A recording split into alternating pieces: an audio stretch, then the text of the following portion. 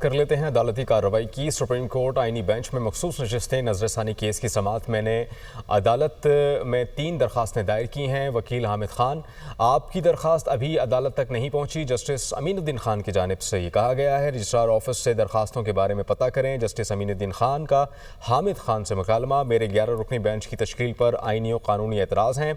वकील फैसल सिद्दीकी ने यह कहा, वाज़ेह कर दूँ कि दोनों जजेस ने खुद बेंच से अलहदगी इख्तियार की। जस्टिस अमीनुद्दीन खान की जानिब से कहा गया। जस्टिस अमीनुद्दीन खान ने यह भी कहा कि यहाँ 13 रुकनी बेंच था, 2 खुद अलहदा हो गए।